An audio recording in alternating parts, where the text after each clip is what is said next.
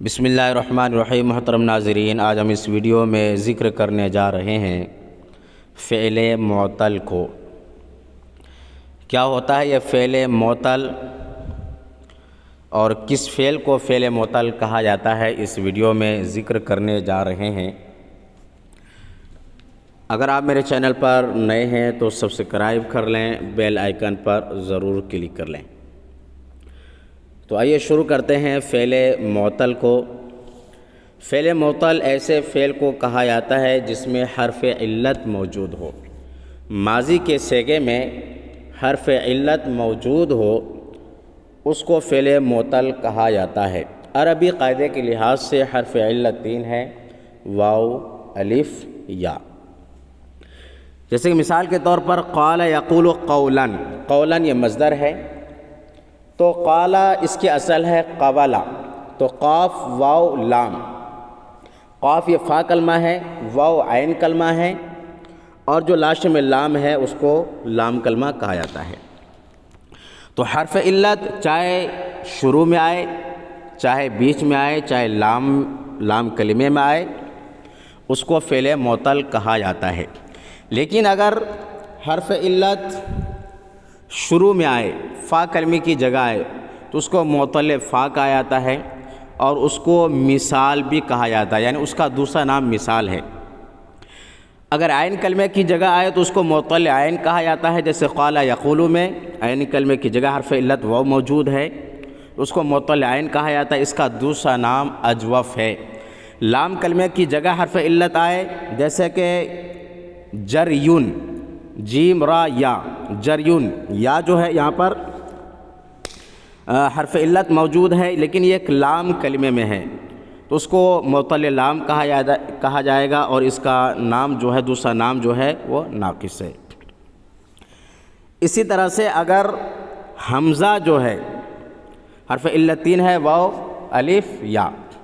اگر حمزہ فا کلمے کی جگہ آ جائیں تو اس کو محموز فا کہا جاتا ہے، لام کلمے کی جگہ آ جائیں تو محموز لام کہا جائے گا، عین کلمے کی جگہ آ جائیں تو اس کو محموز عین کہا جائے گا۔ اسی طرح سے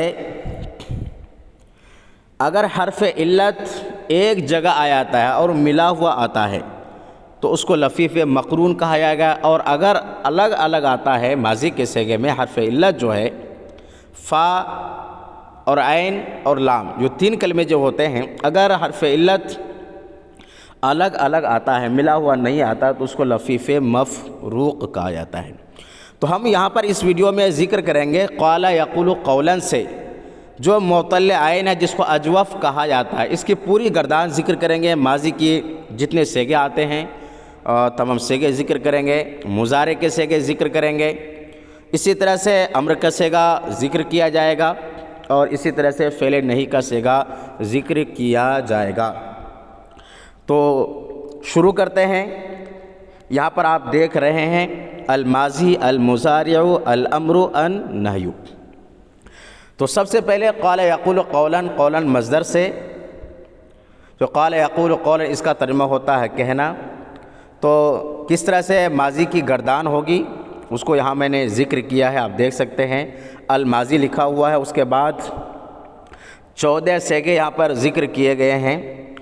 پہلا صیغہ ہے قالا، دوسرا ہے قالا، قالو، قالت، قالتا، قلنا، قلتا، قلتما، قلتم، قلتی، قلتما، قلتنا، قلتو، قلنا۔ یہ 14 صیغے استعمال کیے جاتے ہیں۔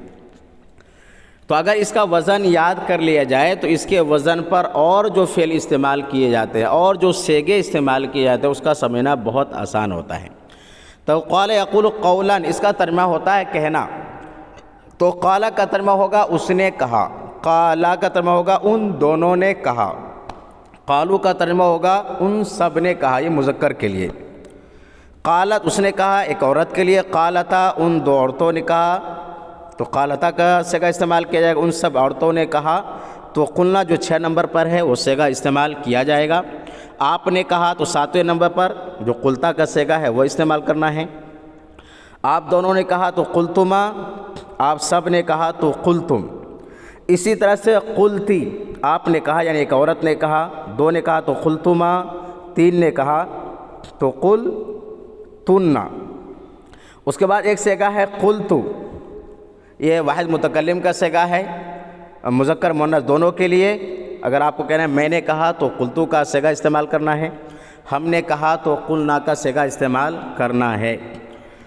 تو یہ 14 صیغے استعمال کیے جاتے ہیں۔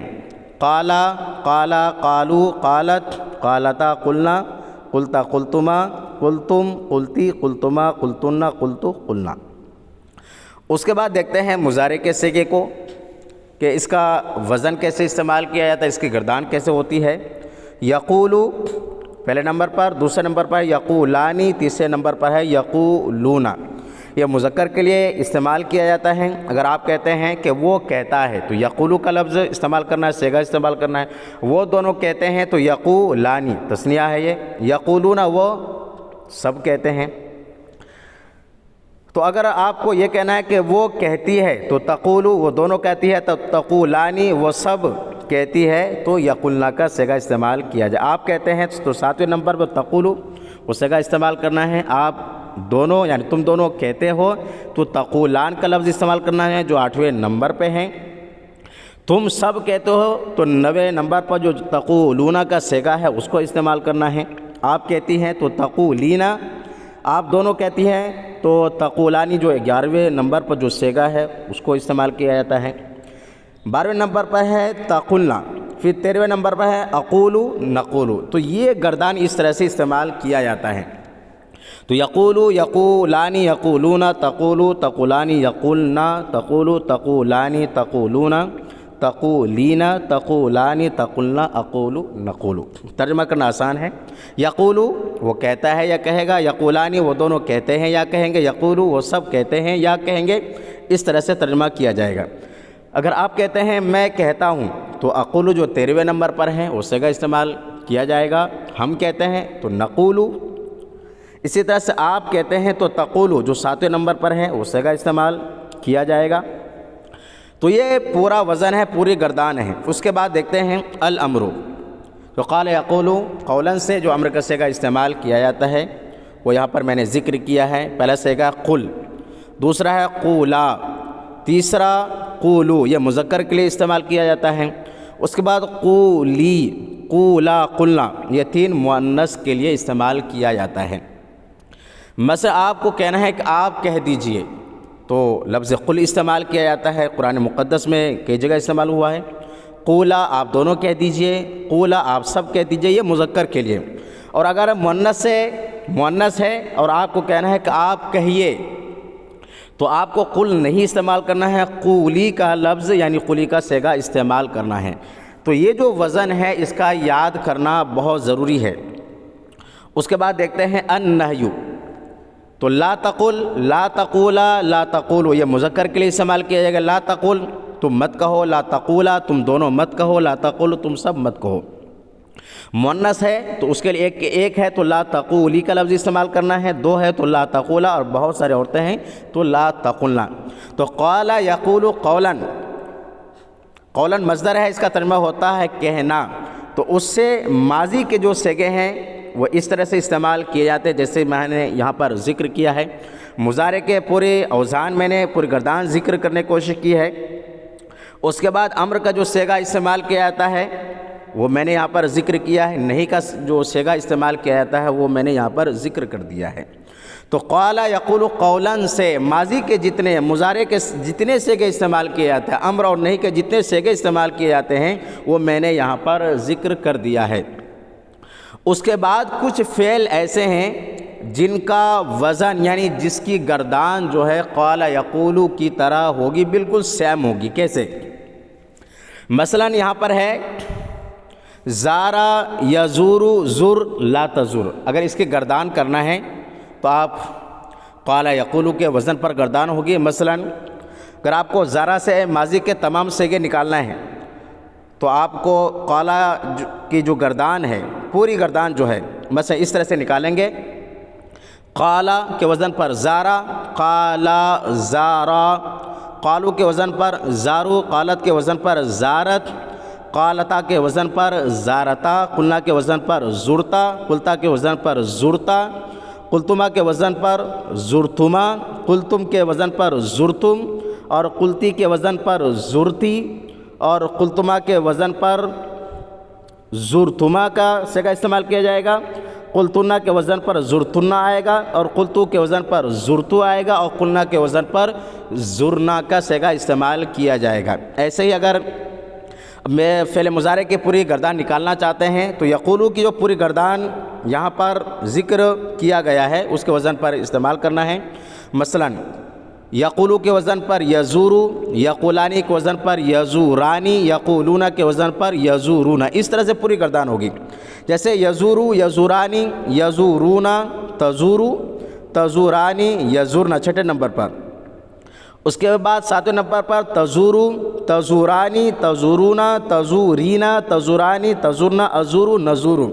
تو اس طرح سے یقولو کی جو پوری گردان ہے اس کے وزن پر استعمال کرنا ہے۔ اگر زر سے امر کی گردان کرنا ہے تو زر، زورا، زورو، زوری، زورا، زرنا، نہیں کی گردان کرنا ہے تو لا تزر، لا تزورا، لا تزورو، لا تزوری، لا تزورا، لا تزرنا۔ تو زارا یزورو زر، لا تزر، تو اس سے جو میں نے گردان کی ہے قال یقولو کے وزن پر، اسی کے وزن پر تمام فعل کا گردان کرنا ہے، قامہ ہو چاہے صومہ ہو، چاہے ساقہ کا لفظ ہو، چاہے سادہ، دارا، فازا، طوفا، تابا، آدا، یہ تمام فعل ایسے ہیں جن کی گردان قال یقولو کے وزن پر ہوگی اور سیم وزن استعمال کیا جائے گا۔ تو اگر مثلا آپ کو 9 نمبر پر جو ہے تابا یتوبو تب لا تتوب، اگر آپ ماضی کا صیغہ نکالتا ہے وہ بھی واحد متکلم کا صیغہ تو آئے گا تابا سے تب تو آئے گا قلتو کے وزن پر۔ جمع متکلم کا صیغہ نکالنا چاہتے ہیں تو تبنا آئے گا قلنا کے وزن پر، ماضی کا صیغہ نکالنا چاہتے ہیں تو قال کے وزن پر تابا آئے گا۔ تو تابا یتوبو توبۃ، اس کا ترجمہ ہوتا ہے توبہ کرنا۔ تو پوری گردان قال یقولو کے وزن پر کرنا ہے، اور قال یقولو کے وزن اگر آپ کو گردان یاد کر لیتے ہیں، اگر آپ کو اچھی طرح سے یہ گردان یاد ہو جاتی ہے تو پھر اور جو جتنے صیغے ہیں وہ ان تمام کی گردان کرنا بہت ہی آسان ہو جائے گا۔ تو اگر یہ ویڈیو پسند آئے تو میرے ویڈیو کو لائک کریں، شیئر کریں، میرے چینل کو سبسکرائب کر لیں اور بیل آئیکن پر ضرور کلک کر لیں۔ فقط والسلام۔